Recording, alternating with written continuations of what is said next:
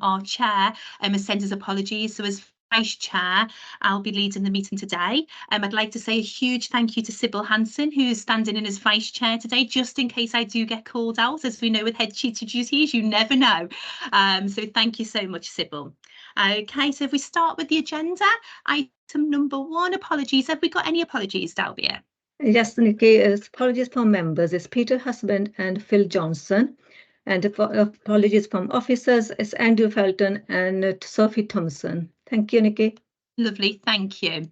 Okay, if we move on to item 2, so voting and actions from the last meeting. So you've all had a copy of all the minutes of the last meeting.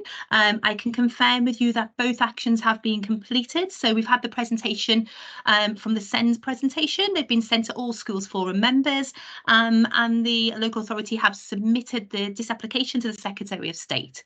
Has anybody got any comments or reflections on those minutes? No? Okay, brilliant, thank you. Okay, so we'll move on to our matters for decision. So we've got 3 items today to go through. And again, you've been sent all the paperwork for that. If we move on to number 3, which is the National Funding Formula 2024 to 25, we've got Panima, who's going to introduce the report, and then Stephanie's going to go through it. And we've got 2 items for voting post discussion and questions. So the hands over to Panima. Thank you. Thanks very much, Nikki, and good afternoon to everybody. This is a paper that we present at Schools Forum every year in relation to the school's national funding formula for the new financial year. There is a difference to this paper, and it's because as a local authority we did submit a disapplication to the Secretary of State in relation to the 0.5% transfer. We absolutely understand the reasons why Schools Forum as a majority voted against that, but as a local authority and with our members, we made a decision to submit the disapplication. For that reason, we liaised with the ESFA to understand how to present this paper. And their advice was that we needed to put 2 recommendations in.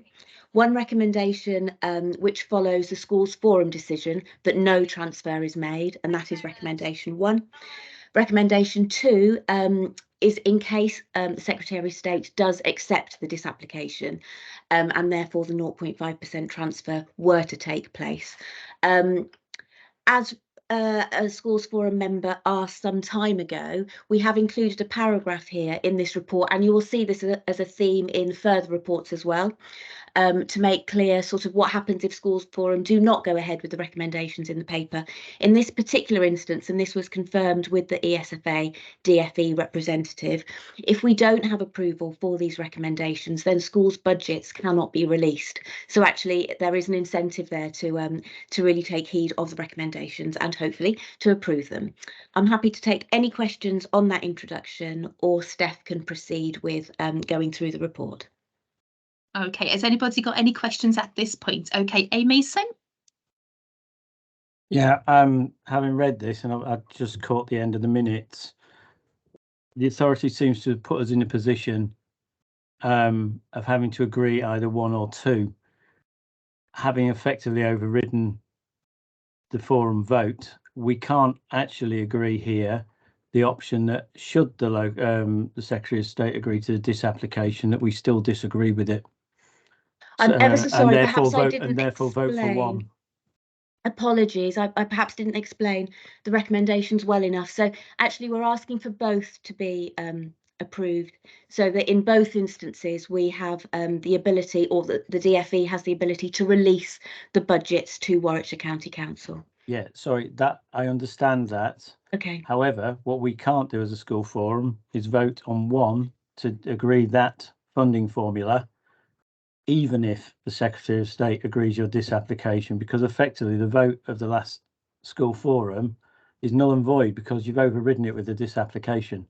So whilst I'd be entirely in agreement with number 1, I'm just setting the scene for everyone else while we go through the paper. We can't actually do anything because it's now down to the Secretary of State and the local authority's view on the disapplication. So that just overrides all the decisions that were taken at the last meeting. So effectively, the school forum, we can't prevent that 0.5% being put forward to Cabinet. Brian, shall I bring you in there? Yeah, I mean the official picture is that we want you to approve. For the first recommendation, we want you to approve if the Secretary of State doesn't approve it. Everything goes forward. That stands along with the vote that the Schools Forum did last time round. That will go forward then. If and only if the Secretary of State approves our disapplication, then that will have the effect that we want you to then agree the next recommendation, which would be to set the whole school's budget based on that premise. It's very much in the hands of the Secretary of State. We did ask for a decision from them before this meeting. By the time of this meeting, it hasn't happened yet. We don't know when it's going to happen. But so it's just really a formality of saying, if it doesn't happen, we want you to agree this one. If we do get it, then it's going to be this one we want you to agree to. So it's not so much that it isn't the local authority taking out the decisions made. The last one is the Secretary of State making that decision. Okay, Rebecca, if you've got your hands up, do you want to come in there too? Yeah, I think I'm still with Mr. Mason in that I think this is what I was trying to say in the school forum meeting last time. The decision's been taken out of our hands. I'm heading towards a deficit. If it's agreed by the Secretary of State, I mean even more of a deficit. I said no to it last time. I can't. You've got me over a rock and a hard place. I'm having to say I've got to agree, even though I don't agree, so that you can get your budget figures. I'm confused. Penny, do you want to come in and answer that one? Yeah, happy to come in and answer that one. So it's less about having the budget figures, it's more about actually having the budgets released to Warwickshire County Council. So without the recommended approvals, we unfortunately will not receive the money, the hard cash from DFE. Just to try and clarify, but perhaps not repeat what we've already said. Option 1 is absolutely in line with Schools Forum's decision back in November. As you know, as a local authority, we have a significant high needs block deficit. And for that reason, and for the unsustainability of that, we felt that we had no choice but to submit a disapplication.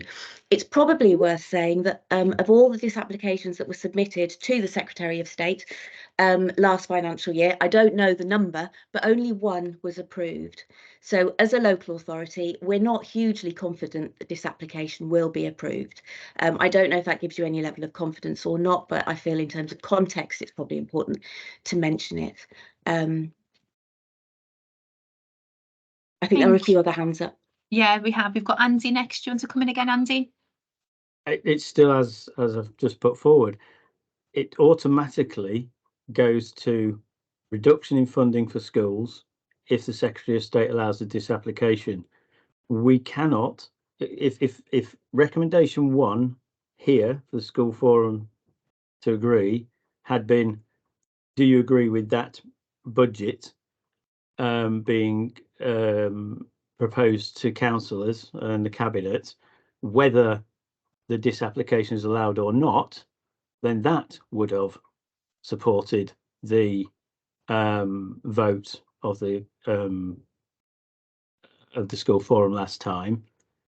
2 would then have been maybe voted down, and regardless of disapplication, the decision's made as to which one you're putting to the cabinet. If the disapplication's allowed, it doesn't matter what we say about one or whether we agree or how we feel about the 0.5%. And by the way, that's average 0.5% because some schools are more. It's an automatic thing. It's out of our hands. You're asking us to vote for something we didn't vote for or agree at the last meeting. I understand the need to get a vote and an agreement on something to put to cabinet and to get the school budgets. I think we all agree that needs to happen. But we've been given 2 options, which is one is a fait accompli if the Secretary of State agrees. But that was not what the forum said. And we don't know what that then means when it goes to councillors and what the impact on schools and how much that is given to councillors to consider. So the simple fact is, if you get the disapplication through and you as an authority have had it in your hands because you decided to do this, then all the votes and all the wishes of schools, specifically the secondary sector, which was 80% against this, have been overridden. And whilst the deficit would be improved at the local authority end, we all get that. I'm already in a position in January where our alternative provision budget is already overspent at school.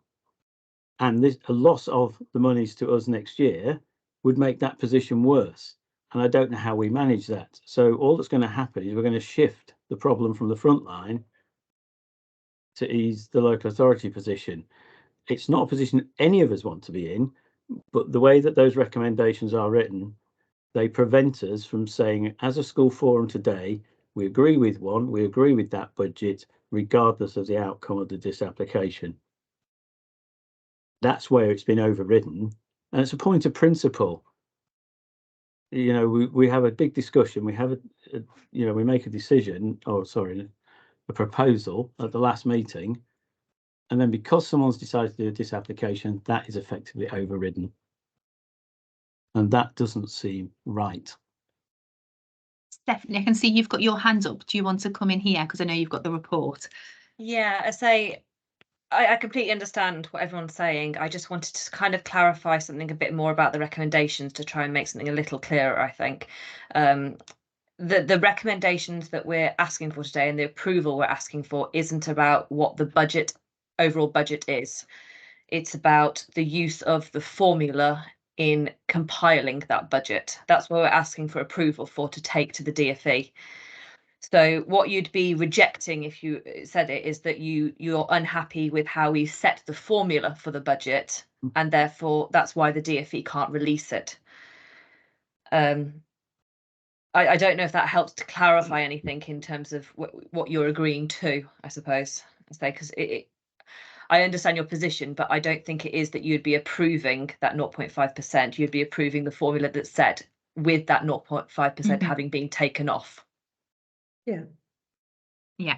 And Stephanie, can I just clarify, if this isn't approved, would that mean that the school does not receive the budgets and the income If this is not approved, the DfE is unable to release all budgets to any Warwickshire school until it's been taken back to Secretary of State to override the school's forum decision of you not approving it. Okay. So it would delay all budgets coming out to all Warwickshire schools until that's happened. Let's say. Okay, Cam, I can see you. That's the reality of it. So I just wanted to make it clear. Thank you. Cam, do you want to come in? I think Stephanie's kind of said what I was about to say in the way I was going to say it. So thank you for that.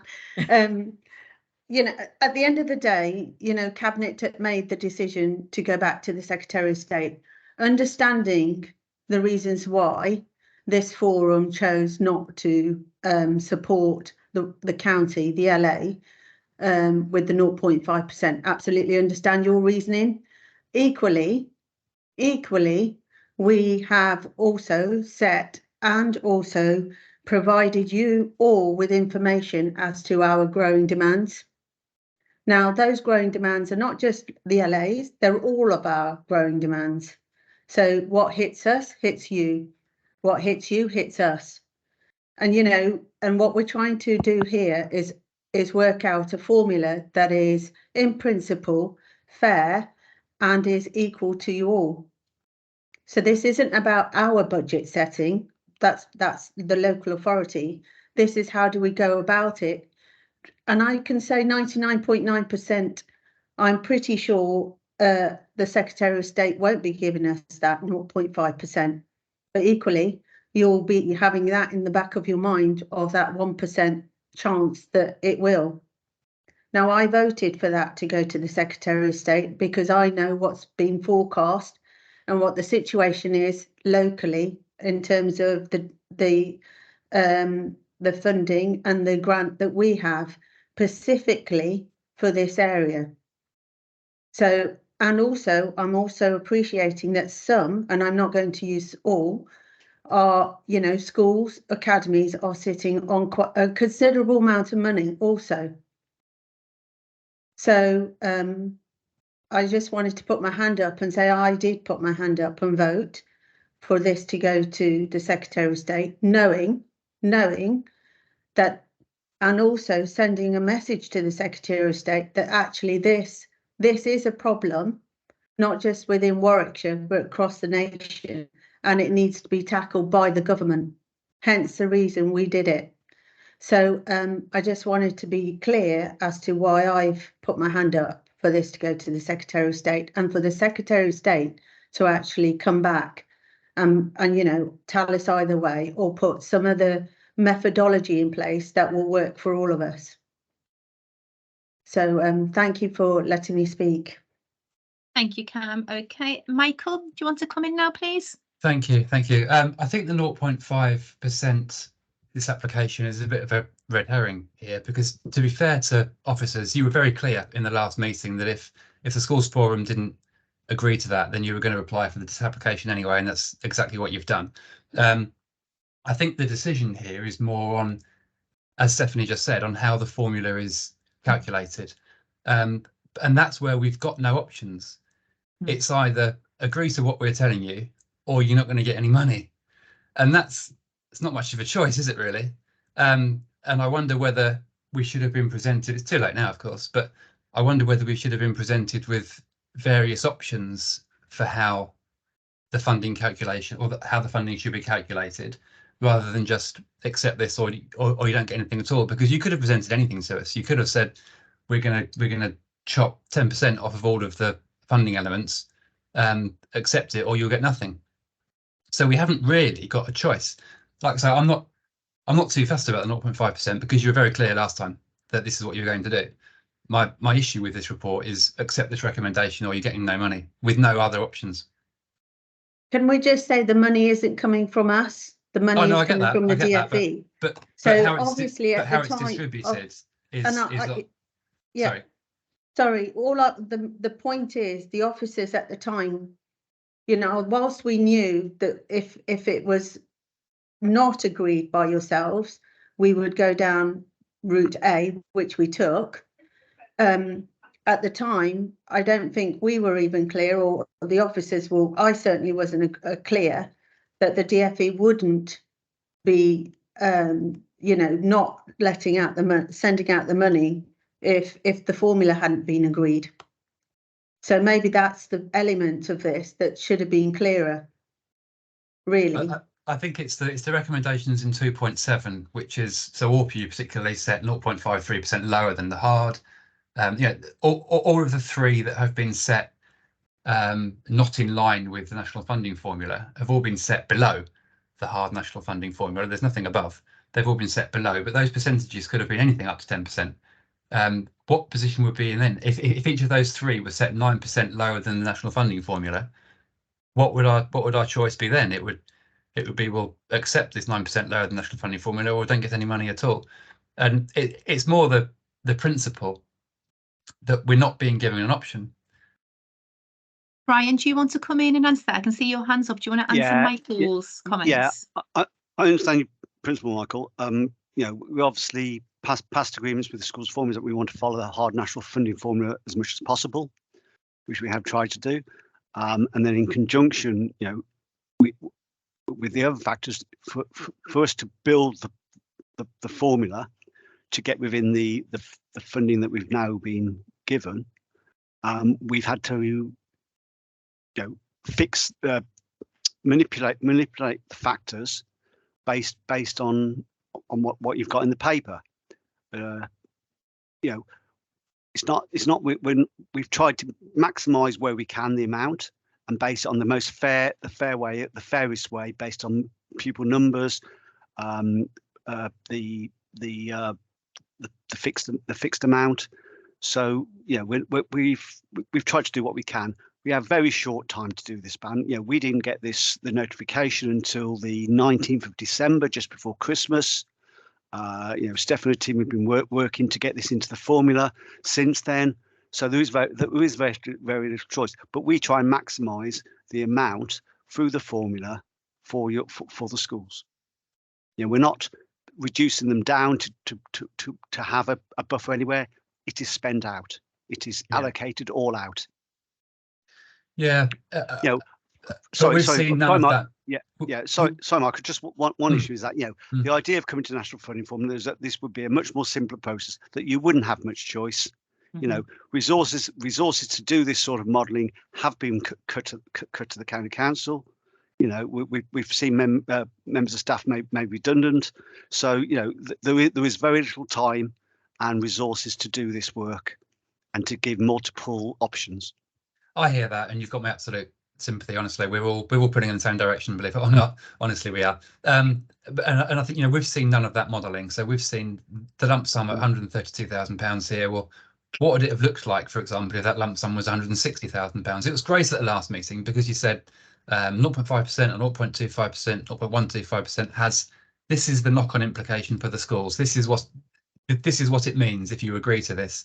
There's none of that here, though. There's no, okay, if ORPU is set 1% lower, then this is what it means. If ORPU is set 2% lower, then that means we can increase the lump sum. You know, there's none of that. And it goes back to my first observation in my first meeting, and that we're not being presented with options. We're being presented with one option, like it or lump it, and the implications of not liking this one, we don't get any money.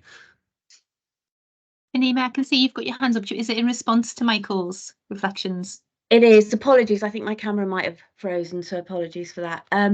Yeah, I just wanted to echo Brian's point, and it does tie into Michael's point about options as well. So in terms of the notification of the allocation, that does come in very close to Christmas, and Steph and her team have worked incredibly hard to pull this paper together.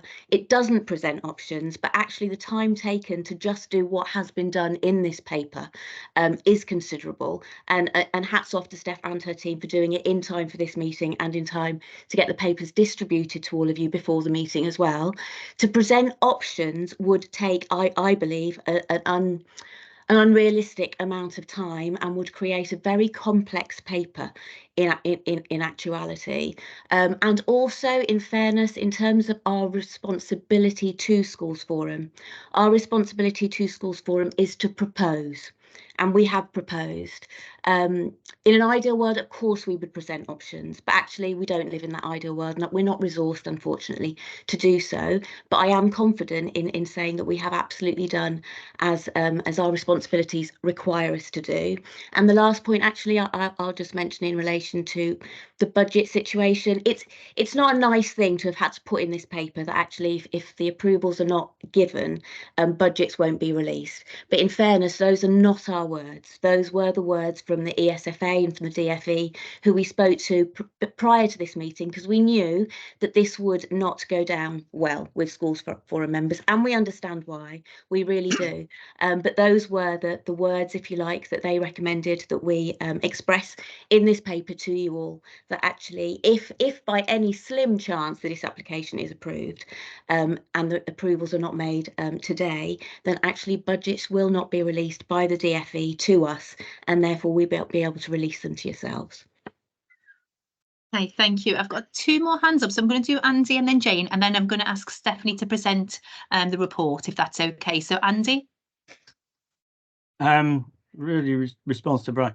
I personally have no issue with either Appendix 1 or Appendix 2 and the fairness and the factors that have been used for schools. The issue I have got is the difference between the two, in that one takes 0.5% of the overall schools funding and moves it, and that's based on a disapplication. That was a decision that was taken to do that after the school forum last time, which clearly gave a steer not to do that. And the way these two things are phrased, if the disapplication goes through, we automatically get the funding formula and the funding that is associated with that to each school in Appendix 2. So there is no way of us sitting here today and saying we don't agree with that. I don't want to be responsible to have to vote either way. I'd definitely vote for one. I'm going to be very clear. But I don't really feel comfortable voting for two, but I also don't feel comfortable not voting for two if enough of you also don't vote for it and we can't submit it. because we do need the budgets. The problem we've got here now is it's the impact of the disapplication is an automatic one using the factors proposed in Appendix 2, and the impact will go onto all schools, which is the one we discussed at the last meeting, which generally we didn't favour, and had a disproportionate effect on some schools, especially some of the bigger secondaries. And that's where I have a problem with it, not supporting the local authority, not understanding the time and why we can't have lots of options. And a lot of people do work hard and have done a really good job.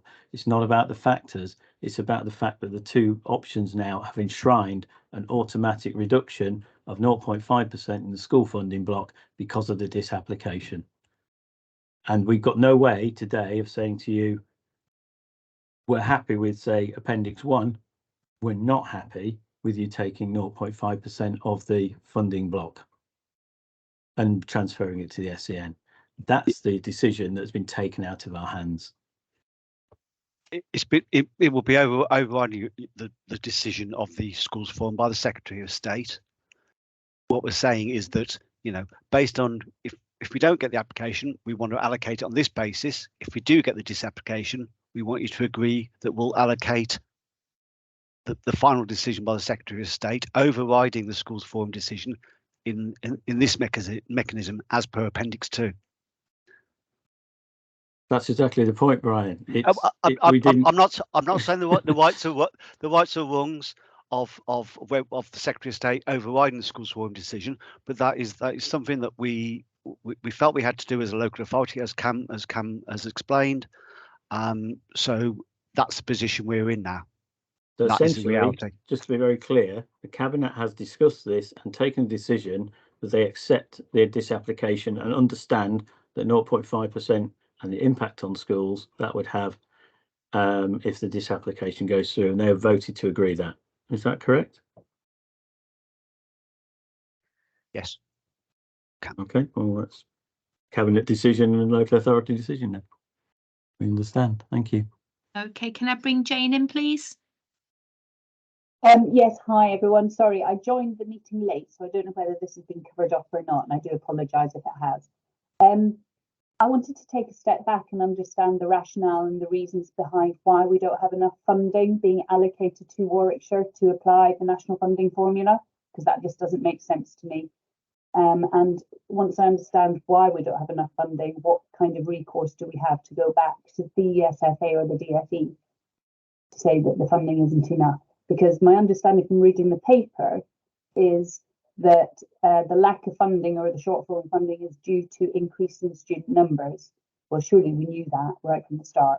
So it just doesn't make sense to me. But it might be covered off, but I'd like to understand the rationale. Is there any officers that want to come in and respond to Jane? Do you want me to come in, Brian? If you've got the details, Steph, I mean, I don't have the specific detail. I don't think there is any way to get the specific detail. All I know is that the DFE allocation of the DSG, when it came out and we put it through the hard national funding formula, didn't allow us to apply the hard national funding formula due to the levels of pupils. The overall pot is not big enough that we've been given.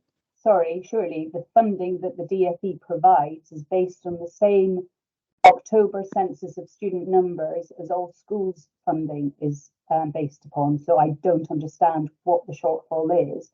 And surely as Warwickshire County Council, you should be challenging that if there's a shortfall. That's quite fundamental. But I think when you have the effects of the sorry, I forgot what the word is. The maximum reduction or the minimum funding guarantee, I think that's where it kicks in as well. There's an effect on that.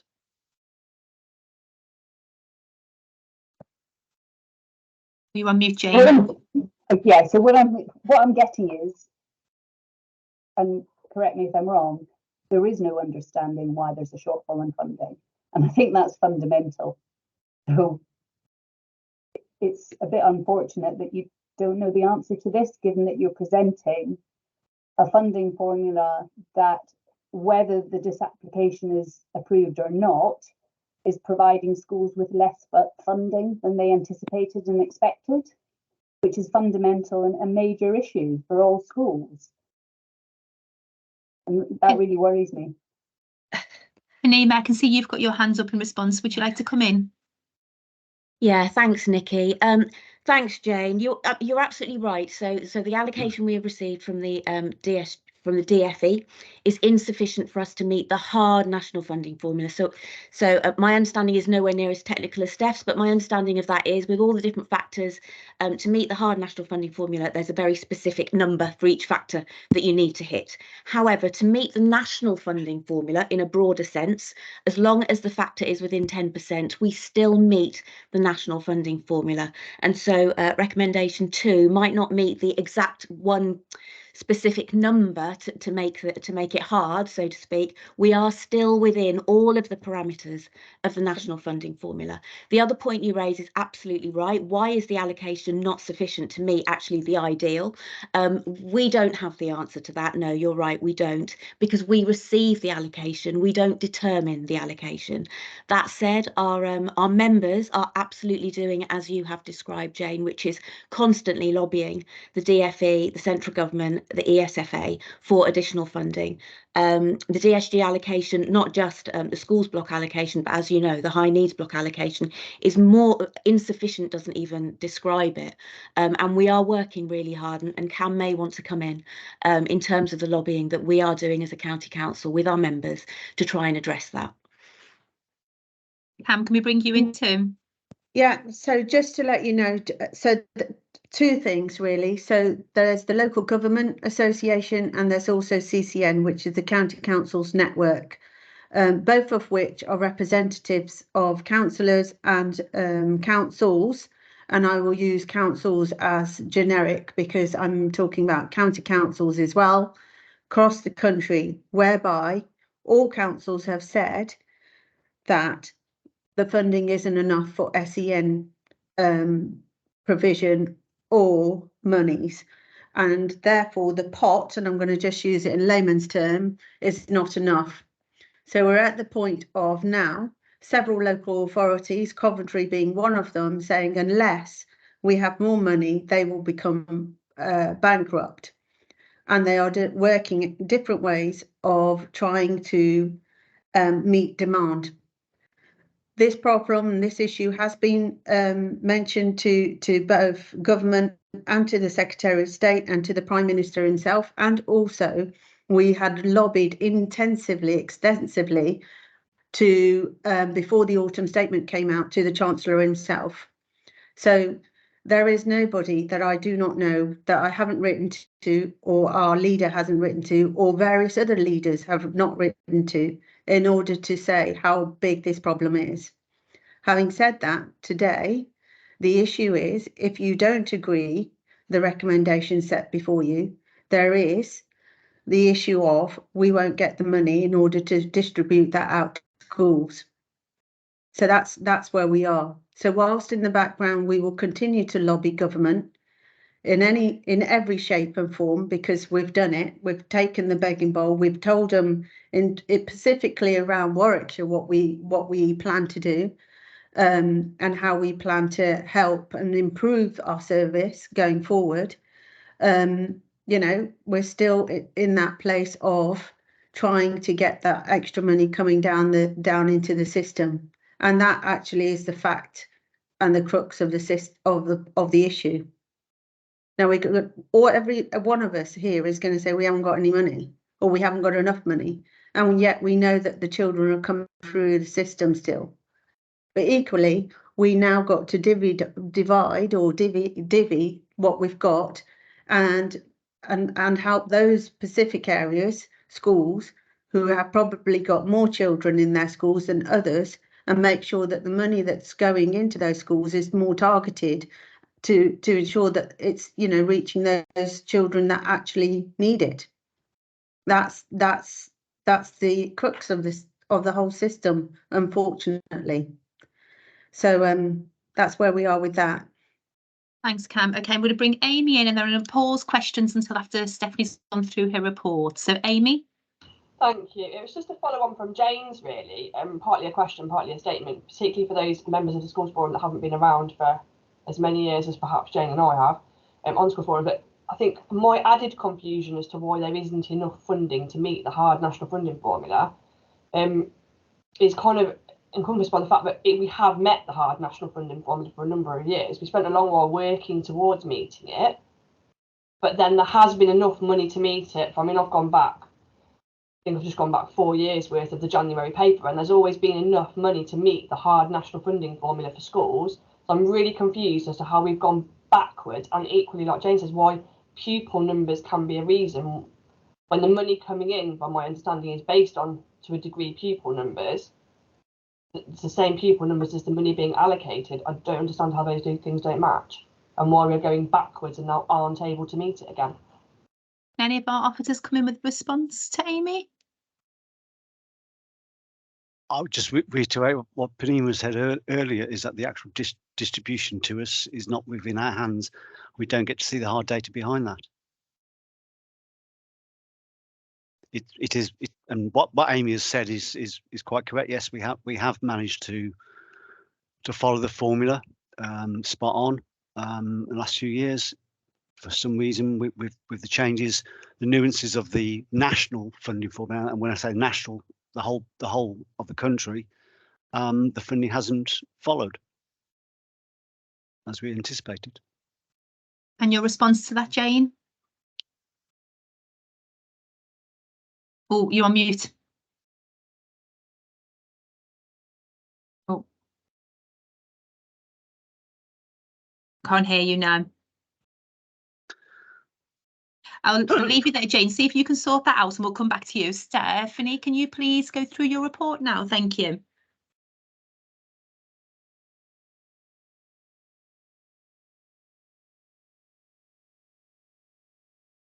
Are you there, Stephanie? It does look like Steph might have dropped out. Should we just give her a minute and see if she comes come back in? Yes, please.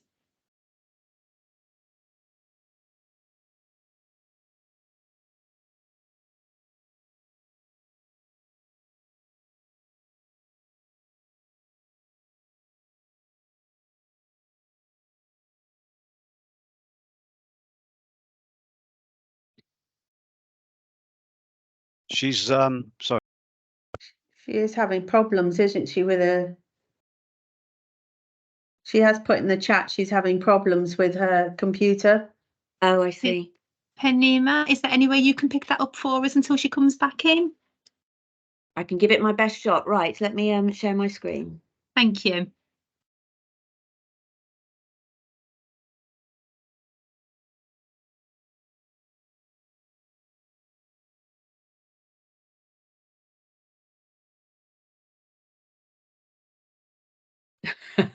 I'm having problems sharing my screen. This isn't going so well. Okay, here we go.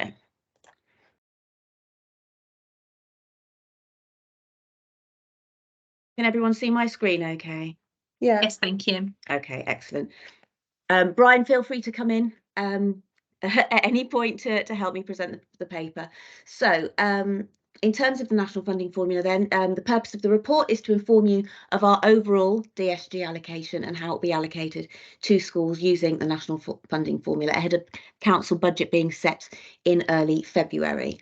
So the first table 2.3, shows the total number enrolled for 2024-25 and the increase since last financial year by primary school and by secondary school. As such, the minimum pupil funding has increased for primary schools and secondary schools, as noted in paragraph 2.4. And the minimum funding guarantee has been set at plus 0.5%.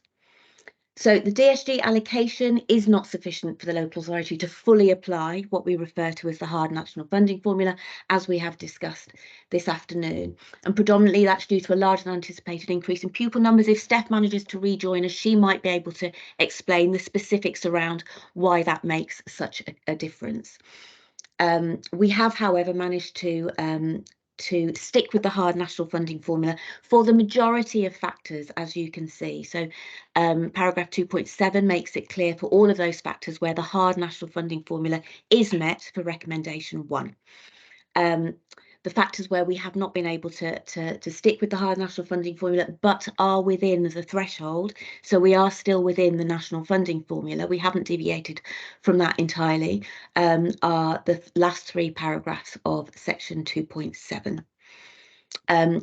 Section 2.8 makes it clear that there is one further factor which we had to tweak in order to make recommendation 2 viable, and that is the ORPU, as you can see.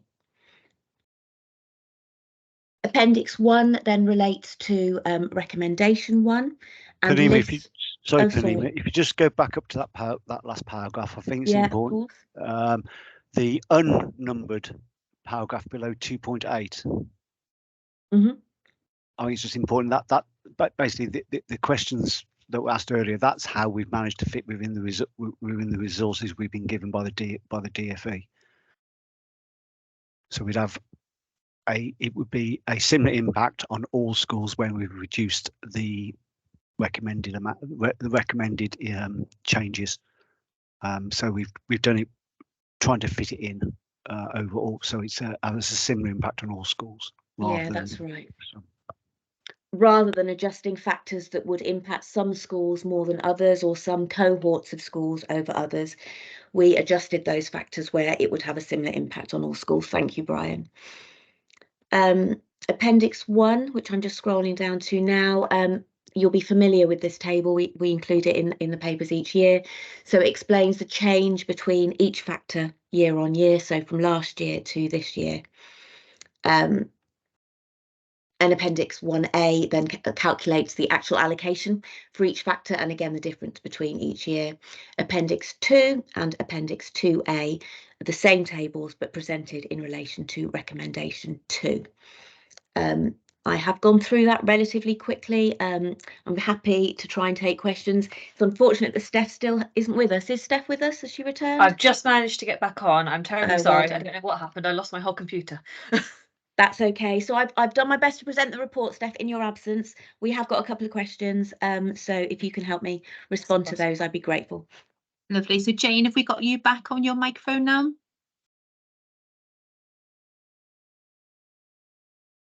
I'm going to step in for Jane because I've actually got Jane's question. I think she's got a microphone problem. Lovely, thank you. Again. So Jane's questions were, which other local authorities have a shortfall in the NFM and are not able to meet the hard national funding formula? Do we know? And we then would not know the answer. Okay. I can answer that one straight away. So we would not know the answer to that until all local authorities have submitted their formulas to the DFE. They will not be made public in any way. Okay. We could go out and try and ask, but they may not have even finished setting them yet. Okay, I just think it'd be useful information to know going forward, but hopefully once they're made public, we will know that information anyway. And then the second bit was around requesting that you go back to the DFE and flag the fact that having been able to provide the hard national funding formula for a number of years, we're now not able to provide that. We can absolutely go back and do that. Yeah, I will. David, can we note that as an action for us? Okay, thank you. Have we got any more questions before we move on to the voting? Okay, Andy. Thank you. Oh, you're on mute, Andy. This is just to confirm the impact of the votes, because I'm just slightly confused. It may just be me, but if we vote for recommendation 1, I've got no problem with that personally, but didn't vote for recommendation 2, what would be the impact? Because surely we would still get a budget and the DFE would still send a budget based on the funding and the funding factors in recommendation 1. It would depend, Andy, on whether the Secretary of State approved the 0.5% disapplication or not. So if they were, in the event that they were to approve it, the recommendation 1, that formula is invalid essentially because it's not based on an overall pot of funding that has had the 0.5 removed. Which is in a sense what we're asking you. We're not asking you to approve the 0.5 being removed. We're asking you to approve the formula that's been set with that pot of money in recommendations 1 and 2. But would we still not have? Budgets are released. So if the Secretary of State was to approve the 0.5% disapplication and you didn't approve option 2, schools' budgets would not be able to be released until Secretary of State overrode the decision of Schools Forum to approve the use of the funding formula. So option one, to be really clear, you couldn't go back to option one. You don't get both options. No, it's option One or the one. other. It's option one is the formula with the full pot of DfE allocation funding. Option two is the formula with the 0.5% having been removed. They are two separate formulas, and we're asking you to approve the formula that's been set with that pot of funding, I suppose, for each. I don't know if that makes it any clearer. If I can just It emphasise what does. Steph said, by approving recommendation 2, Schools Forum are not approving to a 0.5% transfer. We absolutely know that Schools Forum do not want a 0.5% transfer. What you would be doing is you would be approving the ability for the budgets to be released should the disapplication by the Secretary of State mean that the 0.5% transfer has been asserted by them, not by you. That's fine. Thank you. Just thought need to clarify for everybody. Thank you. Thank you, Andy. Thank you, Panema. Thank you, Stephanie. Okay, so we're going to move to voting. So as always, we'll use our hands to vote. I'll do an agree, and against, and abstain. We'll do number 1 first, then move on to number 2. Okay, so number 1, the Schools Forum agree to recommend to Cabinet implementation of the National Funding Formula, and this is with the Secretary of State not accepting the 0.5. Okay, so can I put those, raise their hands who are in agreement? Apologies, I should have just mentioned this. Everyone is eligible to vote except for, and sorry for this one individual, except for the trade union representative that's here today, if they are indeed here today. Thank you, Panema.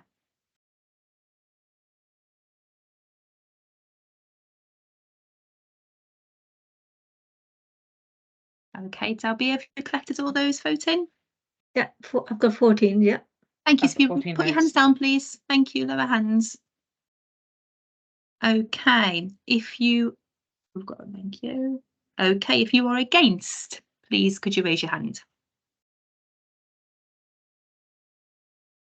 Thank you, non-recorded. And if you want to abstain. Thank you. Okay, we're going to move on to number 2 now. So again, for Schools Forum to agree to recommend to Cabinet the implementation of the National Funding Formula for 24-25. And this is if the disapplication to the Secretary of State is approved, and it's the formula of this. Okay, so if you are agree, please raise your hands now.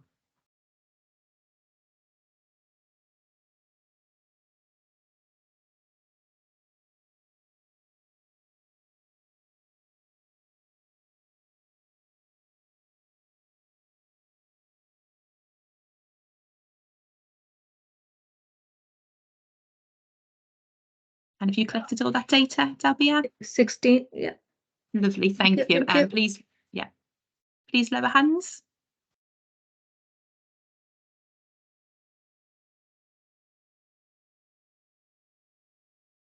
Okay, and if you are against, please raise your hands.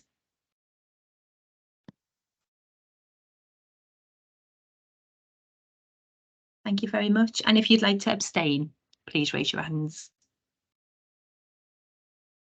Okay, thank you very much, everyone. Thank you so much for your discussions. It was really good to hear so many perspectives, reflections. It's not an easy paper and not an easy choice for us as School Forum to look at. So thank you so much. And thank you to our officers for clarifying some of the more trickier details of that report. So thank you.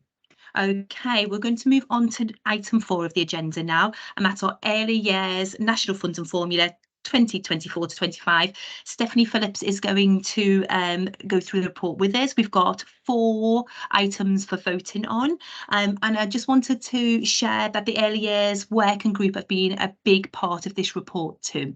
Thanks, Stephanie, over to you. I'm just going to check that you can all see my screen first. So. Yes, it's all up, thank you. Perfect. I'll come back to the recommendations after I've been through the body of the report, if that's okay. Brilliant. So the introduction basically talks about a bit of the history over the past year of what's happened with the consultation and the current lost my word, what's currently in place. So in previous years, or currently, we have an entitlement for 15 hours of free nursery education for 3 and 4 year olds for 38 weeks of the year, as well as an additional 15 hours for the children of the working parents for 3 and 4 year olds. And we have an entitlement for disadvantaged children, the parents of disadvantaged 2 year olds. From April 24, this is going to be extended. So from April 24, it'll be extended for children of working parents of 2 year olds and children over 9 months old, which they're labelling in the government as the under 2s.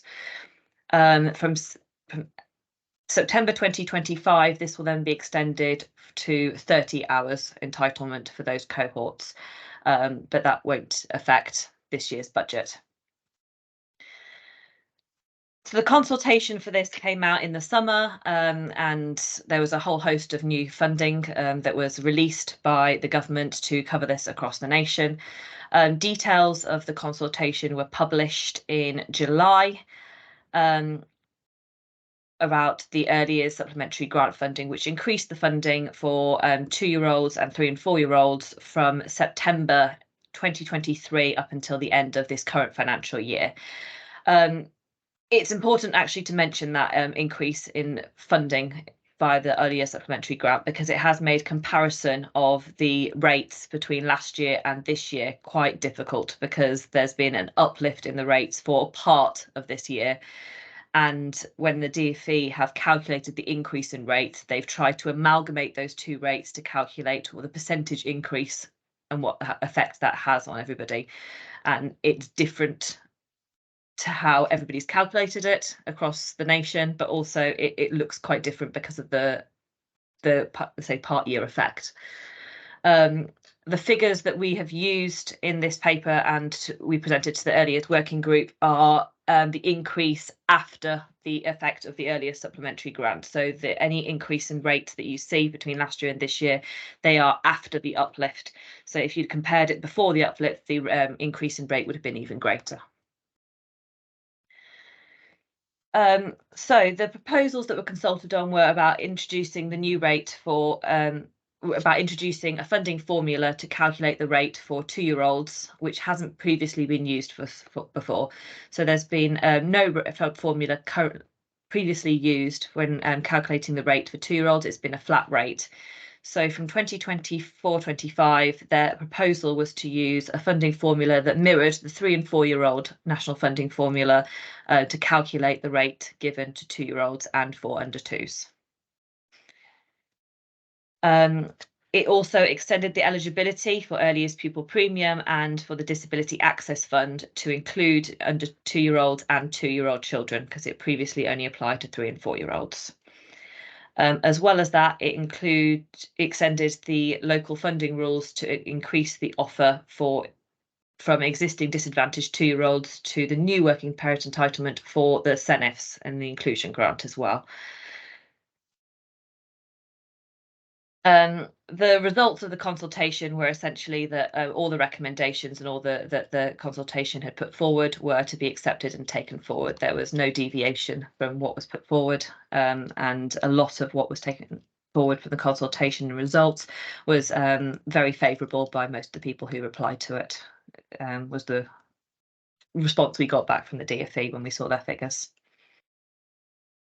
So from 24-25, unlike previous years, the local authority will be required to pass through 95% of funding from every single funding stream: 2 year olds, disadvantaged 2 year olds, the 2 year old working parents, under 2s, and 3 and 4 year olds. Previously, we've had to pass through 95% of funding, at least from 3 and 4 year olds, and the full 100% from the disadvantaged 2 year olds. So this does increase what can be centrally retained across the board.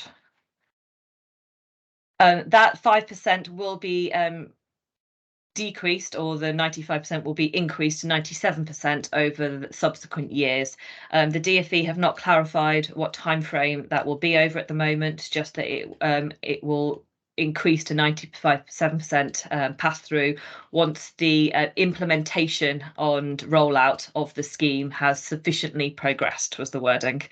So we can all take what we infer from that. I say with it continuing to roll out into September 2025 for a bigger cohort, I think we're expecting that to reduce gradually over the next couple of years. The proposal in this report and that we took to early years working group was that the local authority is proposing to retain the full 5% of that centrally retained funding this year. This is in order to help with the increased eligibility checking and the increased entitlement work that will be done, and for a whole host of other things. And I think Matt Biggs, I think you wanted to talk about some of the things that the service are looking to do with that funding, so that you've got a bigger picture about what we want to use that funding for. Yeah, I can do that now, Steph. Good afternoon, everyone. It's Matt Biggs, Head of Access to Education. The early years entitlements sit under my my portfolio area, and as Steph has said, we've been looking closely, really, at the impact of introducing these new entitlements moving forward. This is a significant change for the early years sector, and builds on, of course, the gradual, I would say, evolution of funded childcare places nationally since 2006 onwards, with of course the 30 hours that was rolled out in 2017 and beyond. So obviously, as an authority at the moment, we're trying to understand what this will mean and how this will play out. I do need to be really clear that when this was announced by the Chancellor last March, by all accounts, it did catch out some of our colleagues in the civil service in the department, and there hasn't been a massive amount of time to prepare and to plan for these new entitlements before, as Steph mentioned, the increase of working parents will start from April onwards. So we're taking a fairly cautious approach with this in Warwickshire. We are retaining the full 5%. There are some significant pressures that we think we need to work through and address. I'll give you an example. We have 53 voluntary managed committee settings, preschool settings in Warwickshire that are going to need extra support from the support that we've got at the moment. That will need funding. We need to support around business support and planning for those particular providers, as with the wider sector as well. As a result of the new entitlements, it will increase the number of actual payments we've got to make to providers. There's lots of work to do between our Aggresso finance system and our Synergy system to get those systems to talk together to improve the way that they work. We need to make sure, obviously, that all of our payments are accurate and are monitored, and we've got the right systems in place. So we're putting some work and investment into that. We've been given £1 million in capital funding. It sounds a lot, but that really isn't a great deal. And what that will probably mean is lots of small scale projects with schools and settings where we need to increase capacity moving forward in line with the new entitlements. That's, I don't have any additional officers to manage that, so we need to look at getting some extra support in to manage those projects and monitor those projects moving forward. We're aware that as a result of the introduction of the new entitlements, that will mean more children that will require extra support. So we are going to bolster the inclusion funds that we provide to providers at the moment. So I do need to be clear that an element of that 5% top slice will go directly back out in terms of the inclusion funds that we provide to the sector to support those children. We're also looking at increasing the numbers of childminders. The numbers of childminders have dropped, but we think, particularly with the rate for under twos, that could incentivise more childminders into the market, and that could really help to create the extra capacity that we will need, because I think for that 9 babies at that nine months plus age group, and that could be where we see some particular pressures at the moment, and we're working through the analysis of that at the moment. The other thing, just to share with you as well, is that we we do have a system that interfaces with the national eligibility checking system, the codes that come through in order for us to know which families are eligible. We've been told by the Department for Education, if that system's not up and running, we must do manual processing, and therefore, you know, we're trying to put contingency planning in place because we're talking about thousands of parents, and obviously I don't have a big team of people to do that, but we've got to hit the ground running from April onwards. So we're taking a cautious approach by retaining that funding to ensure that we can meet the demands of the new entitlement. So hopefully that's given everybody some further information and detail. Thank you. Thank you, Matt. Do you want to, is there any questions actually on that while at this point, or shall I move on with the report? Anybody got any questions at this point? You want to raise your hands? Stephanie, carry on. Perfect. Thank you. So the rates across the 6 streams of funding for early years look a bit like in the table. So the under 2s obviously is a new rate, and this is been set at £10.69 for Warwickshire. For 2-year-olds, it's gone from £7.81 to £7.87, which is a 0.76% increase. I would like to point out at this point that I say that 2-year-old rate does include the supplementary grant, and that obviously the impact on this year between last year is the fact that the new funding formula is being put into place on that 2-year-old funding.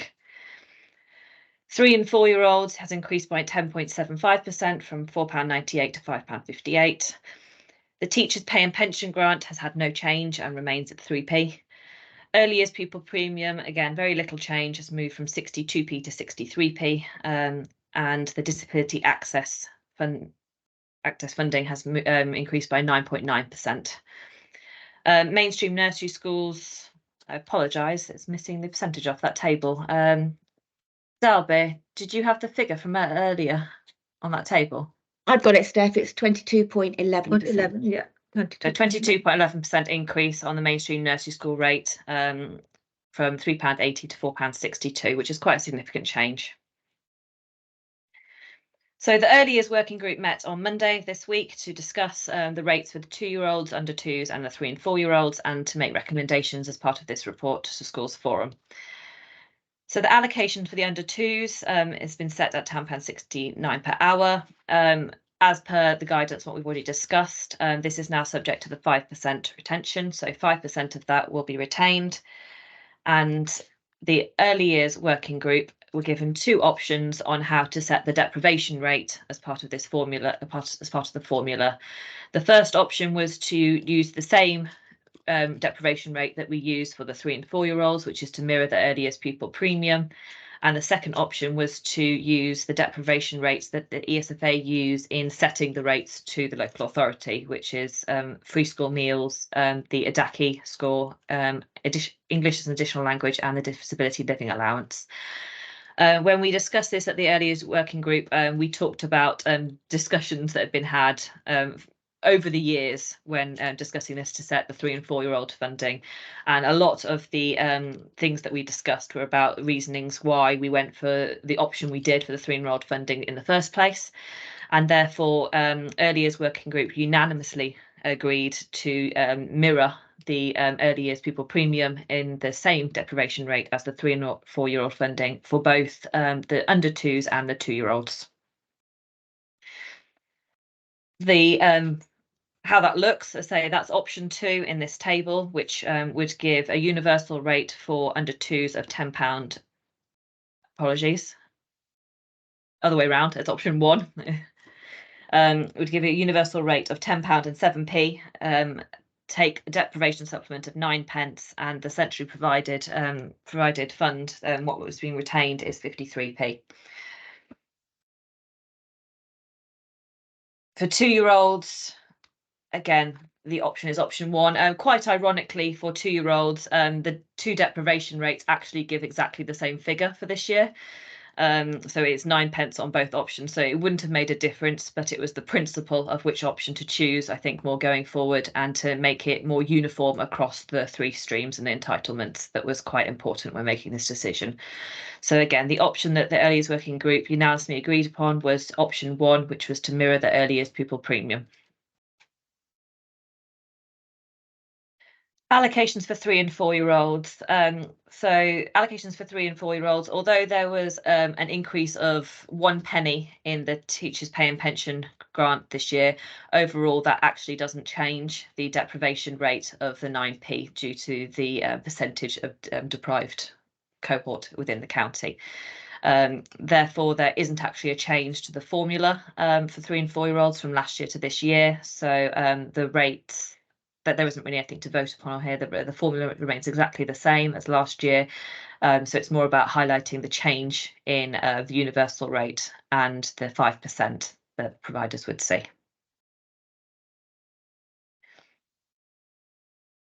Early years pupil premium and disability access fund, I say the entitlements for these, like I said earlier, have been increased to include the 2-year-olds and under 2s. Other than that increased entitlement, nothing else has changed on how that is going to be distributed or entitlement on that. And there have been increases to the rates in both of those areas. Supplementary funding for maintained nursery schools. Again, there is no change to the formula on this year, or how that is distributed, or who is eligible. It is just an increase in the rate from £3.80 to £4.62. And obviously that rate is applicable to our 6 maintained nursery schools. If I go back up to the recommendations, so the recommendation 1 is for Schools Forum to approve the increase in the deprivation rate of 3 and 4-year-olds. I just realised that doesn't make sense, because there isn't the increase in the deprivation rate for 3 and 4-year-olds to 63p. It doesn't actually affect the formula, but we need to get your approval that the formula, I suppose, will stay the same.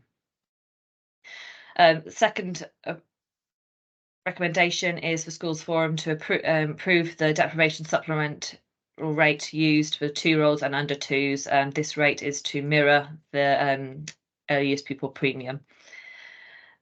I've just realised there's an error for Mina in this report. And I will send out a revision as part of the actions. That rate should say early years pupil premium, not the funding rates listed. The third one is for Schools Forum to approve the retention of the 5% for all entitlements. And the third is a note for Schools Forum to note the extension in the special educational needs inclusion funds to include the 9 months and 2 years. Are there any questions before we go to the voting? Okay, everyone's got a question, please raise your hands now. Okay, we'll go with Mary Ann. Sorry, I had to take my microphone off. Just a couple of things I sort of wanted noted, really, that the 2-year-old funding at the moment doesn't have the 5% sliced off the top, and even with the uplift that we're going to have for 24-25, in real terms, it means that we'll have a deficit. We'll have a reduced amount per hour coming in. At the moment, we receive £7.81 per hour for our 2-year-olds, and we will be receiving £7.48 after the uplift for the next academic year. So really just to keep our eye on that, because in real terms that means that settings are going to have a quite a large deficit, especially in a period of time when they're taking far more 2-year-olds. The other thing I wanted noted is that whilst normal 3 and 4-year-olds have had a 2-year-olds have had a 0.76 increase, the maintained nurseries have had a 22.11% increase in their funding, in their supplementary funding over and above their standard funding. So I think that means that they're getting £14 an hour per child, and the rest of us are getting £7.80 a child, something like that. So I just thought, no, sorry, £5.58 per child. I just sort of wanted that noted. Yeah, we'll definitely note that, Mary. Unfortunately, we don't actually have any say over what the rates I actually appreciate given that. to Warwickshire County Council. That is the rate, and I think those increases on the mainstream nursery schools have been quite large across the nation. Yeah, I agree, and but I just sort of wanted it noted because it is the disparity is huge. The other thing I wanted noted, we spoke in the meeting that we had on Tuesday in the early years working group about some of the 5% now can go to the central SEND fund. But we did talk about that being ring fenced, the amount going in from our 5% being ring fenced for early years. So it was talked about the fact that some of that 5% can be used for SEND early years, and what it has been decided to use on is increasing the inclusion grant. So the only thing that 5% will be used on for SEND, I think, if I'm aware at the moment, is for the inclusion grant. Oh, okay. Okay. So I thought some of it was going to be used for the inclusion grant. It's quite a large sum of money. I would be surprised if it was all being used for SEND inclusion. Ross, I can see you put your hands up. Do you want to come in there? Is that? I'll let Matt come in first, if that's all right, because Matt's Okay. got an overview of all that 5%. Yeah. So, Matt, Matt, do do you want to to come in? Yeah, thanks very much. So yeah, the inclusion funding that we're looking to increase will be just for the early years sector, Mary-Ann. So to give some guarantee on that will be used on that, and that will be to support across the children across all age ranges. The other element of SEND funding we talked about was to increase the early years teacher support as well. So we're looking at securing around 4 posts as well. So overall that will equate to just under £1 million with the inclusion fund and those extra teachers, and that will all be direct support to the early years sector. It won't be going anywhere else. Okay, that's great. So that would leave about 1.4 million then for the administration of the actual funding itself. Yeah, I wonder as well, just while I've got the mic, if that's okay, just to respond to your earlier point as well, Mary-Ann, about the 2-year-old funding and the drop on that. So I think that is an important point in terms of us, and that you're right to mention that in terms of us retaining the full 5% on that, and that is a drop. Just for some further context, that rate was, though, in previous years at £5.90, so it did go up for a short period. Obviously, what we've had is we've released that funding prior to the introduction of the national funding formula, and what we're trying to do now is bring that all in line. But I think that's a really important point that you've made there, because it will be a slight drop for providers. So we'll monitor that really closely. Thank you. Yeah. Okay, I think that's all I have to say. I think Sarah wants to say.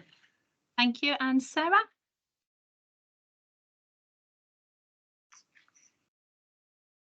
Well, you just Sarah. Sorry, could I just butt in a second? I just want to reiterate, all the 5% top slice is ring fence for the early years sector. Okay, full stop. Thank you. Thanks for bringing that in. Okay, Sarah, over to you. Oh, you're still on mute, sorry.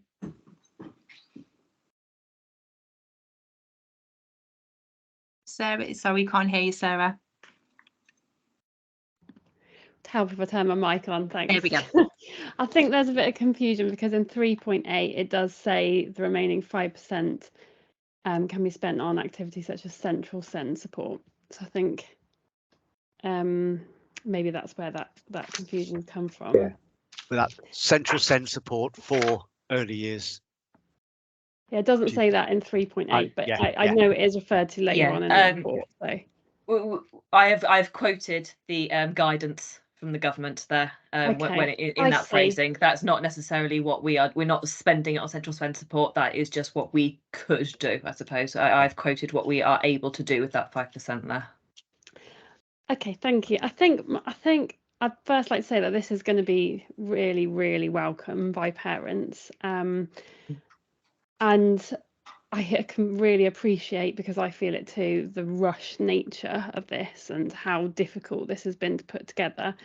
We as settings are really facing those challenges too on how we are actually going to put this into practice. And we've got a couple of months to work out what our offer is going to be to our families. I think regarding the 5%, I'd just like to ask for a little bit.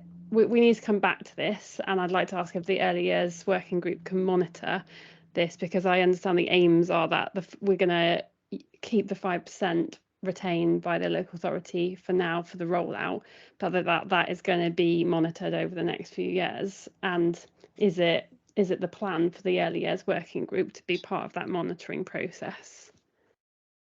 Matt, do you want to come into that?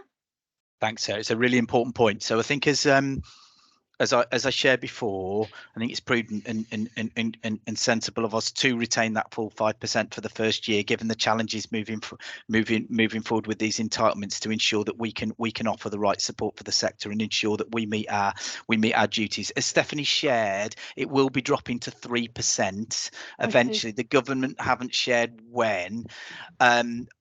There's a few things playing out here, Sarah, aren't there? You're absolutely right. This is going to be very welcome by parents, but for you as settings, I can imagine there's some real concerns for you in what this will mean, because your revenue stream, we're probably moving here to 80-90% of it probably being funded purely through these entitlements with a little bit of additionality around it, and that's a massive change for you, and we're really cognizant of that particular change. So there's a few things playing out here in terms of how will this actually look and actually work once we go live with these entitlements. We need to monitor that closely. But I also have to mention as well, if there is a change nationally politically, I do think potentially as well there will be there could be a further changes around this. So we'll monitor this really closely. We'll work with you closely. We will look to bolster the working group. There was a recommendation that came back, I think, at the working group. Can we look at the membership for that? And we'll do that. We'll work closely with our finance colleagues.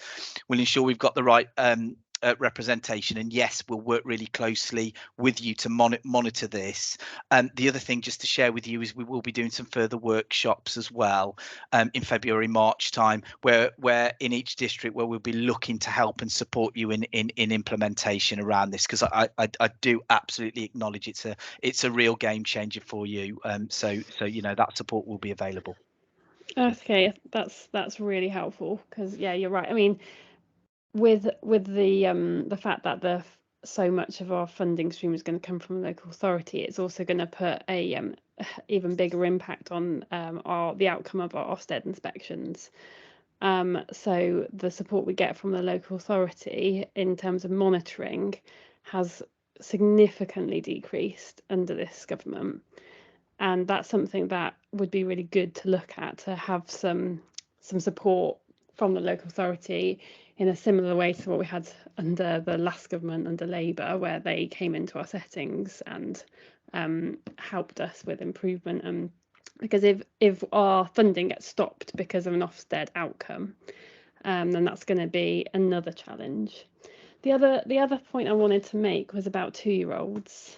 At the moment, our 2-year-olds get funding under the To Help funding, and I noticed that distinction's gone, so now it's just 2-year-old funding.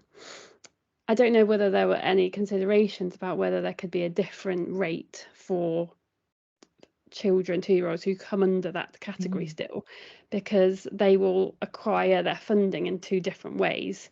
So a 2-year-old who is a To Help funded, a disadvantaged 2-year-old, for want of a better phrase, will not be able to get their funding through the government gateway like every other parent who qualifies for their 15 and from September 30-hour funding. September 25 I'm talking about. They will have to go through the local authority to apply for that. So there are 2 different streams, but there's just one pot. And those 2-year-olds, the reason there's a higher rate to our 3 and 4-year-olds, it's not just because they're younger, it's because they cost us more as a setting. We're talking about children who are maybe looked after children, or their parents aren't working. They're for whatever reason they're disadvantaged. So I'm a bit disappointed that there's not a separate rate for that. Matt, you've got your hand raised. Do you want to come in? Yeah, just happy to come back on those 2 points. So I'm certainly apolitical. I'm not going to get into the politics, but I think all I will say on the first point is that we as a county council, we are committed to supporting our providers with the resources we've got available to us. I think that retaining that 5% will allow us to, as I say, bolster that support. So I'm confident that we can offer that right support to the sector based on the resources we've got. On the second point, you make a really important point on that, Sarah, that there is a distinction between the working cohort of families that will be eligible, 2-year-olds in that group, and the less advantaged. And what we wanted to try and ensure is that the less advantaged don't get squeezed out as a result of the introduction of the new entitlements. But I went to a forum in December. The consensus of everybody in that forum, it was represented by all local authorities, was don't go down the path of splitting the rates because it would be just literally too complicated to administer. So whilst I echo the principle behind it, I think my team would have a major breakdown if I said we'd got to introduce a I just don't think we could administer that. It would get too complex. So again, I think it's just something that we need to monitor, because we don't have that for 3- and 4-year-olds either, and we have disadvantaged children within the universal entitlement. So what we're trying to do is introduce a consistent formula across all the entitlements, whilst I understand the principle behind what you're saying. So yeah. Thank you, Matt. Sarah, have you got any more points to raise? I think that, yeah, that's been really helpful. Thank you. Lovely, thank you. And I think just coming in from early years myself, I think it's really good to see inclusion funding for 2-year-olds be a priority. I know as Schools Forum members, we've raised this many times, so it's really good to have that as one of the recommendations. And Mary Ann, thank you for raising the maintained nursery school, the increase in percentage. And as a maintained nursery school head, I think I can give a bit of clarity in that from going to all the national meetings. We used to have a separate teacher and pension grant like all schools do. And what happened last year was it was put into that supplementary funding, so it used to sit aside. And because of teacher pay rises being increased this year, the increase in that percentage has gone up to match that, because that's where the teacher pay and pensions comes from. So I hope that clarifies it. That's in 9.2 as well, if that helps. Okay. Thank you. Mary, oh, you're welcome. Thank you. I sit in lots of meetings.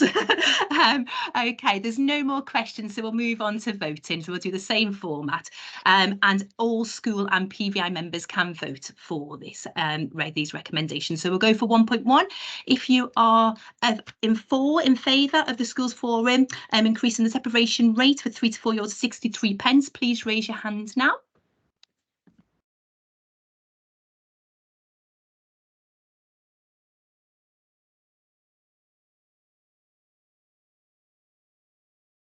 Thank you so much. 14, yeah, 14. Lovely, thank you.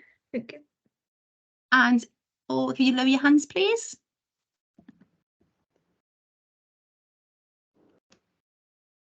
And Alison, if you just lower your hand. Thank you. And anybody against?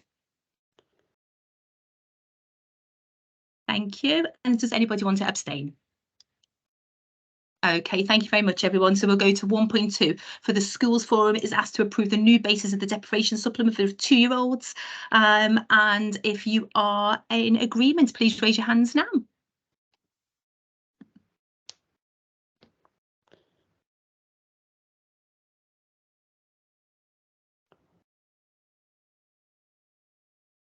Thank you. Thank you.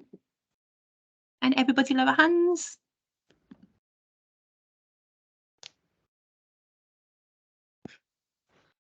Thank you. And anybody against?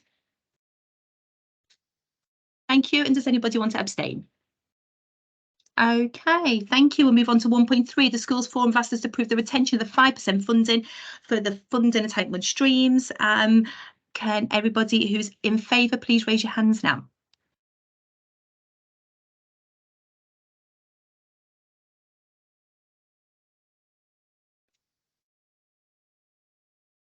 Got 14 again, thank you. Thank you very much.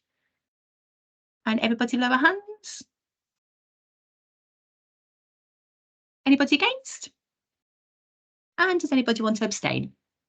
Okay, we'll move to the final recommendation of this paper.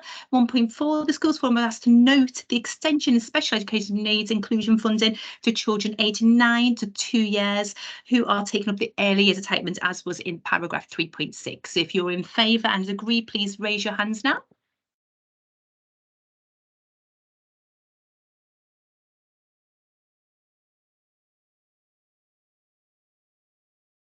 Get 14 again, okay. Thank you.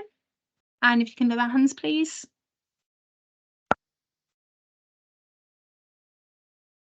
And anybody against? And anybody want to abstain? Lovely, thank you everyone, and thank you again. Thank you to the officers, to Stephanie, to Matt, and the early years working group. We've put a lot of work into that report. Okay, we're going to move on to our final report for decision, which is number 5, which is the Growth Fund 2024 to 25. Emma, can I hand over to you, please?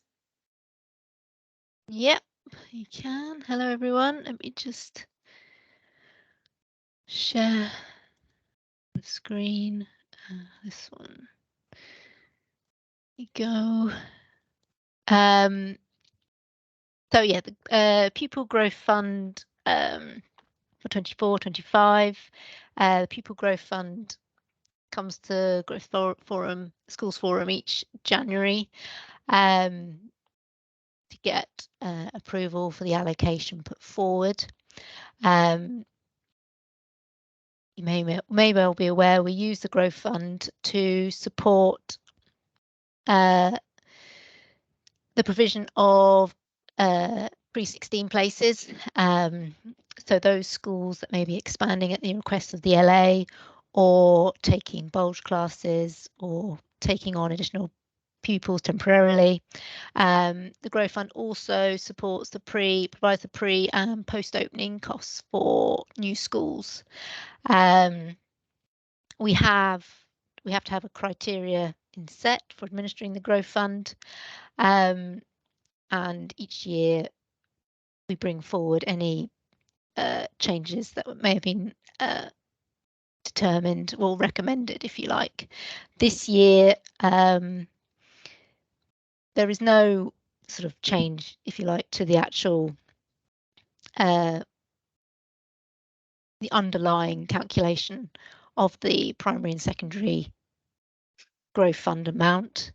What we are proposing is, as a result of the additional staffing costs that are likely to arise from the increase to salaries, we've applied a 6.5% uplift to the teacher and teaching salary elements, and this was reflected in the increase in the amount that a primary school would receive for each new class, either for the 7-month period, and for academies they get the additional 5-month period from April to August as well. So that the primary element increases from 51,000, just over 51,000, to 33.5 thousand. We've applied exactly the same increase, 6.5% to the secondary growth funding payment. So the increase goes up from, where have I put it? It's gone up to 53.748 thousand, and academies would get an additional 34.820 thousand in April. There is one additional protection funding, the protection funding remains the same for primary and secondary. We've just increased, what we have done is the ALPU amounts, basic entitlement ALPU amounts. I've tried to reflect the 24-25 amounts, so the protection funding would be paid on those. What we are proposing, which I have put forward, is we have got a couple of new schools that will, not new schools, we have got existing schools that will potentially be relocating onto new sites in the coming years, next 2 years.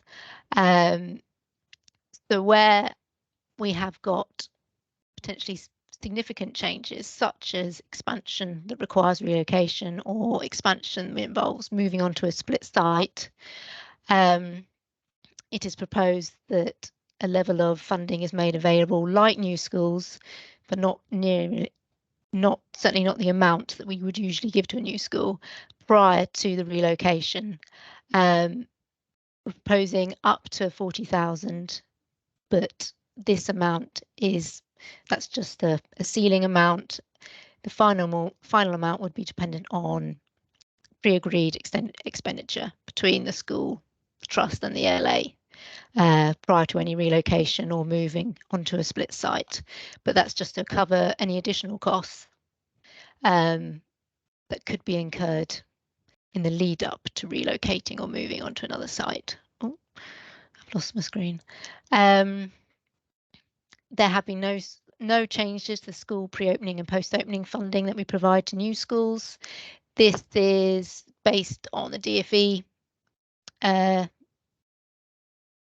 funding that they provide to new schools. This hasn't changed, so I've kept that in line with that. So the amounts haven't changed for both elements. They remain the same. So in total, the growth funding allocation that was made within the national funding formula for 24-25 was 3.645 million. The total estimated amount of growth based on the school expansions, potential bulge classes and post-opening funding being provided to new schools is estimated at about just under 3.6 million. Of this, 0.371 million is used to support the pre-opening and post-opening of new schools. The remainder is for the expansions, bulge classes and protection funding that is currently underway, and these new rates would be applicable from September 2024, so the increased rates. Any questions? Anybody got any questions for Emma? The report? No? None coming through, Emma. Okay, so thank you so much for sharing.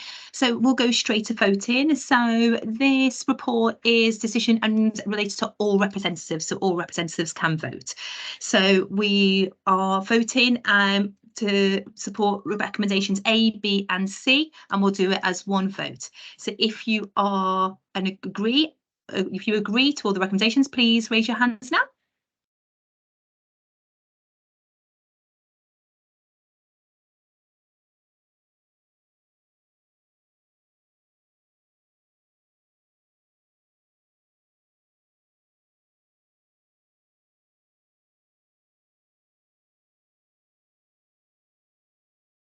Thank you if you collected that information, Dalbia.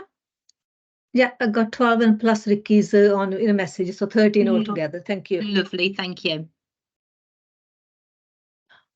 Thank you, everyone, for lowering hands. Lovely, thank you. And we've got nobody against because all have voted and nobody abstained. So thank you very much. Okay, we're going to move on to matters for information and comment now. And what I'm going to ask Brian to complete his report, which is item number 6. And then I'm going to ask Ross to complete his report number 7, because I think some of the questions for both will overlap. So we'll do both reports and then we'll do questions after. So Brian, over to you, please.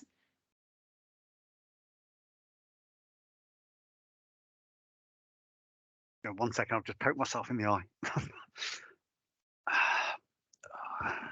Right. I'll share my screen.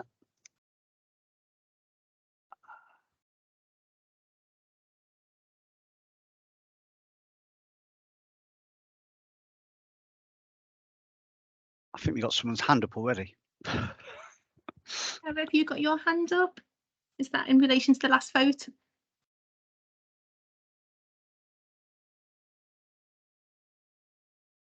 Brian, if you carry on. Okay, yeah, I'll carry on. Okay. So this is the usual one of the usual forecast reports for this financial year 23-24. This is the forecast of the position that will be at the year end compared with the actual budget that's currently set.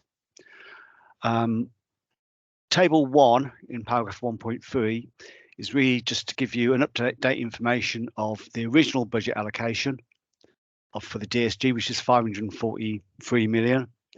And then after various recoupments, for example, from the schools block for academy schools and for the high needs block for changes and for recoupment for places, some small changes for the uplift in the early years block, we get to a final budget that we're monitoring against of 261.9 million, which is basically maintained schools and the high needs block and the early years block.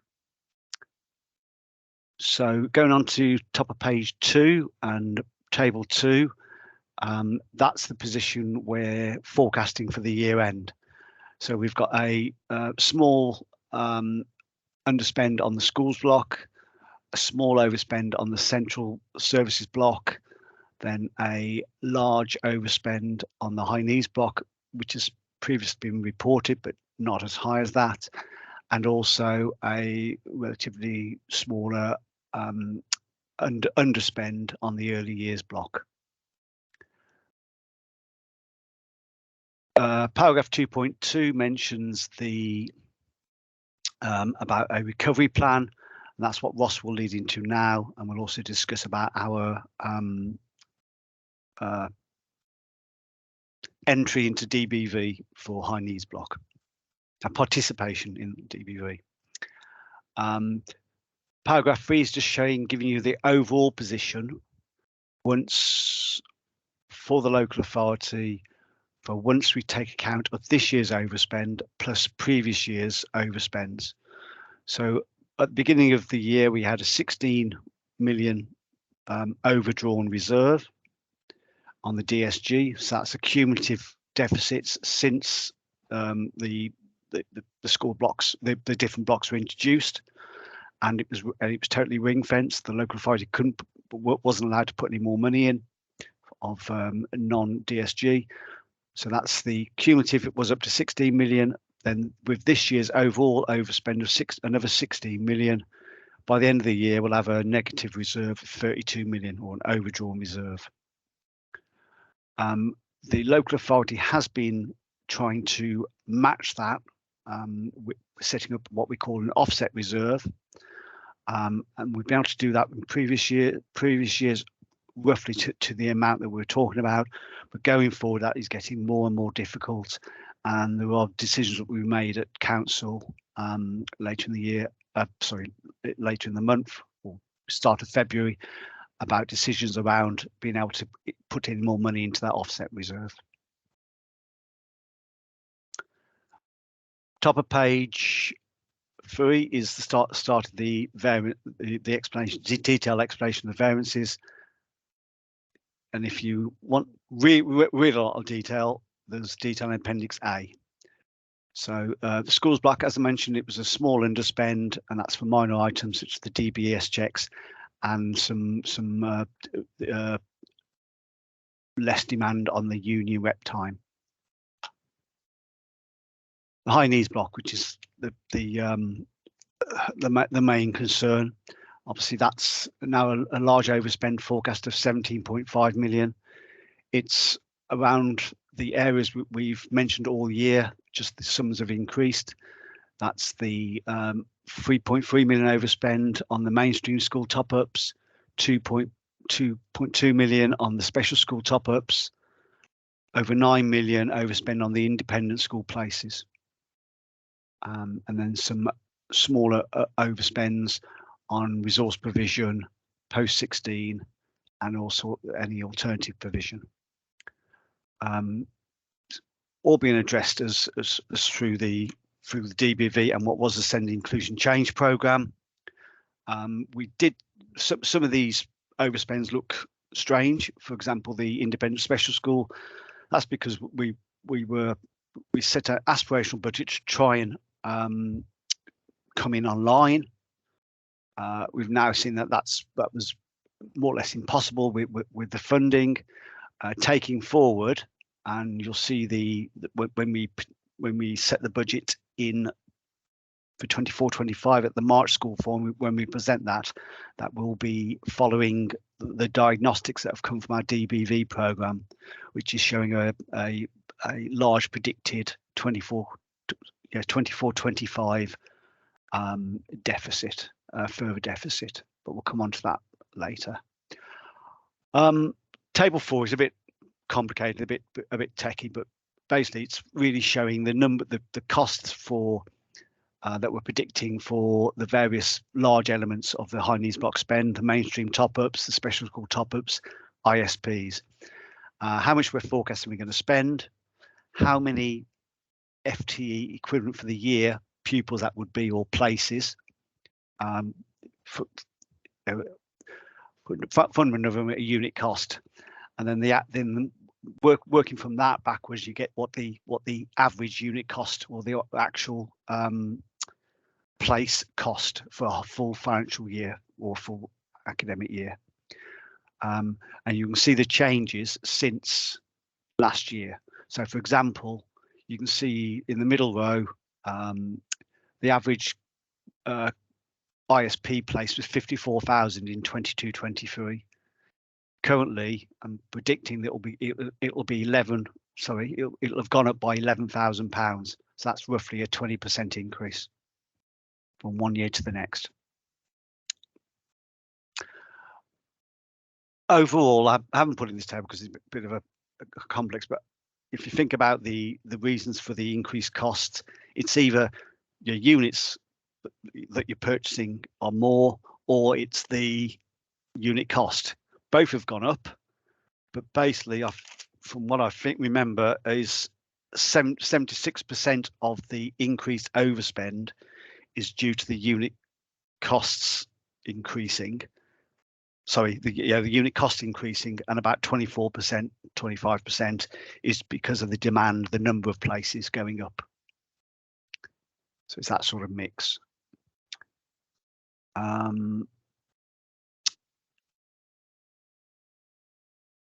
The ways of this we're addressing this, we'll go on to in Ross's presentation in a bit, and we'll take some more questions then.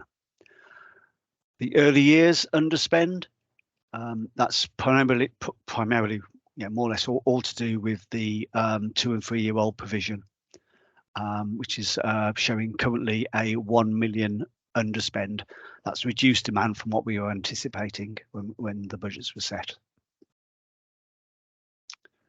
The central services block, a minor overspend, 170. We knew that at the beginning of the year we didn't have enough funds, so we had to cover that. Thankfully, going forward, that should be a one-off problem, which the government have rectified in 24-25 by giving us some additional money for what was the large increase in the copyright license that we hold for all schools.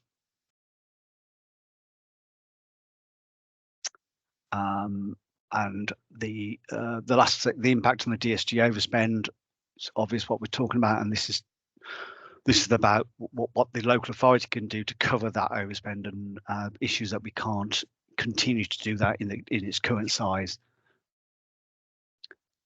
So before I pass on to Ross, is there anything very specific about any of the points I've brought up here? Anima, are you coming in? Yeah, sorry, Brian, that sounds like I've got questions for you. No, I haven't. Yeah. I just wanted to point out that there's a couple of questions that have been asked by Amy in the chat. And the first one probably is specific to this, to your report rather than Ross's. And it's indicated that budgets set were aspirational rather than realistic, as at paragraph 4.3, and therefore large overspends were to be anticipated. Amy says she doesn't recall this being highlighted to Schools Forum at the point of budget setting. Brian, you might want to come in. I suppose that the point I would just like to make there is we are required by statute as a local authority to set balanced budgets. That is our responsibility and our obligation. So therefore, unfortunately, in situations like this, we do set aspirational budgets, and those were in line, I believe, with the recovery plan at the time. So what we anticipated and hoped that the recovery plan would achieve. What we did not anticipate was the significant increases in demand that have continued to rise through the year. So it's not just that they started at the start of the year, as we have trickled through the year, that the increases in demand and unit costs have increased exponentially this financial year, which in part answers Amy's second question, which is why has there been such a huge increase between the period 4 position and this reported period 8 position. But we'll probably cover that off a little bit more in Ross's presentation next. Brian, I don't know if there's anything you want to add to that. No, I mean, it might not have been phrased around that word being aspirational when we presented the budget that had been set for the High Needs block to the schools forum in March, but it was presented in full what we were doing and where we were hoping we could balance the budget. So yeah, fair point. It wasn't expressed in that way, and I think the explanations that we have, the reason for the changes since period 4, Ross will go on. Ross has all the data behind that. You've seen that although I've told you it's an £11,000 increase, for example, since last financial year for an ISP place, it wasn't as much as that as beginning by a period 4. It's increased even since then, so that's another reason for it. Okay. Thank you. Okay, if we hand over to Ross now. Thanks, Ross. Thanks, Nikki. I'll share my screen as well for item 7. So I think at the last meeting, actually, where obviously we had a long discussion regarding SEND. We shared a lot about the Delivering Better Value program. We circulated those slides afterwards as well. I think at the meeting itself, I wasn't able to actually give the full kind of 5-year forecast, which we now are. So that's the rather than going over everything again, I'm going to kind of try and quite quickly get to that point. So I explained what the Delivering Better Value program was. DFE program that has been set up in terms of how the analysis that we've done. As it says here, we're expecting we have a high number of EHC needs assessments per head of population compared to national averages, and we see that set to kind of continue. We have less children in EHC plans in mainstream schools compared to other areas, but we know there are issues about parental confidence as well. I shared last time that through case reviews, we felt that some children could have been supported, particularly in STEM resource provisions rather than in special schools going forward. That numbers in independent specialist provision have been declining, but then increased, and unit costs prior to this year had remained steady. And I think just to add to that, and I guess it picks up on Amy's point as well, one of the reasons why those unit costs have gone up, one is when we're working with independent specialist provision, we do have kind of market forces at play. We have a high level of need coming through, but also when our kind of lower cost independent specialist provision are full, we then have to go to the higher cost. So when we are making decisions, on many occasions we are comparing 2 different specialist settings and what their costs are.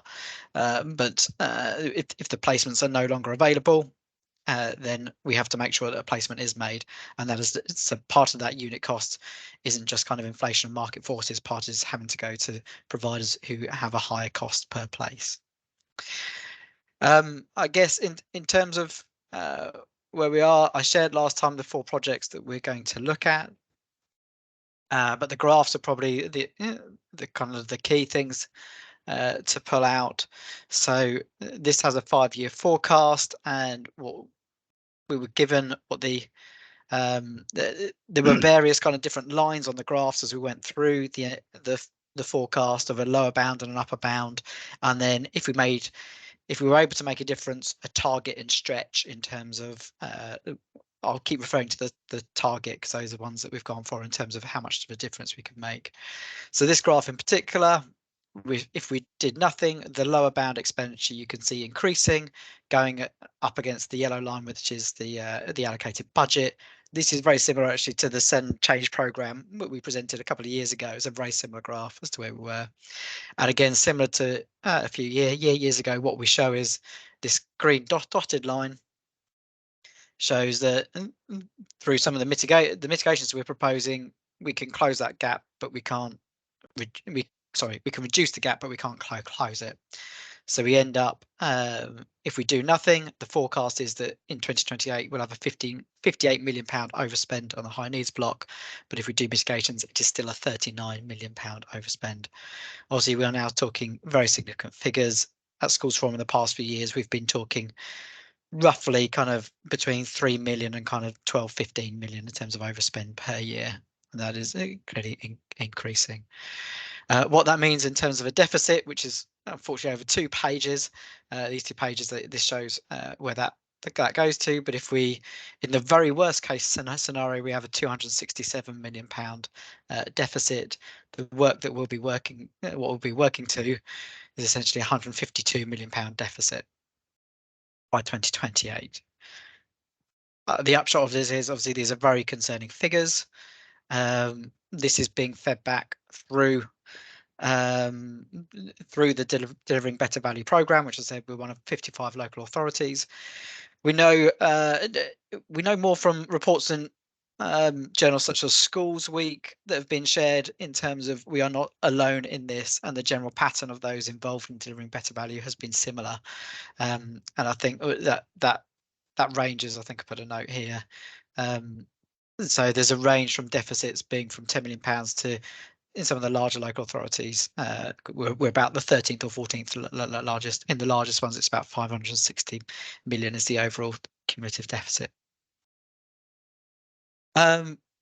We mentioned it at the beginning. I'll stop sharing now. We continue to make representations regarding this, and I know Cam, who's on screen, has been making a number of representations as well regarding this, particularly not just on behalf of Warwickshire, but I think there's particularly county councils feel this as a particular kind of issue as well. This has impact obviously on other areas as well, such as SEN transport, which we don't deal with here, but actually the council have to deal with in other budget meetings as well.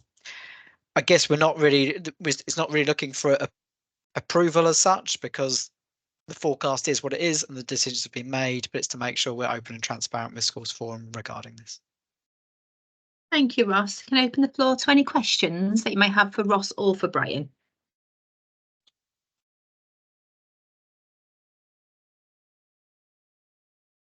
No, none coming through. Okay, so I think, Ross, I'll take that as you've given us the information we asked for in the last meeting, and that's been provided really well. So we've got all that info. So thank you very much to Ross and Brian for sharing your reports. We'll move on to agenda item number 8. Dalbia, can I hand over to you to go through the forward plan? Thank you, Nikki. The next meeting is on 21st of March on Microsoft Teams. And there's 3 items for decision and 3 for comments and information. And also just want to School Forum to note that if they want anything to add to agenda, they can send the email to schools funding inbox and with the relative information. Thank you. Thank you, Nikki. Thank you very much. Okay, we'll go to the last item, which is number 9, Chair's Business. And the only item I've got to share is Andy Felton of WCC is leaving his post later on this month. So I'd just like to say a huge thank you from School Forum for all his service and all his contribution. Okay, so as Dalbia said, the next meeting is Thursday, the 21st of March on Teams at 2 o'clock. We'll see you all there. Thank you all for your contribution to report from our officers and the discussions as well. Thanks, everyone. Thank you, everybody. Thanks, Nikki. Thank you. Thank you, Nikki, very much. Thanks, everyone. Bye-bye. Bye. Thank you, Nikki, for chairing. Thanks, bye.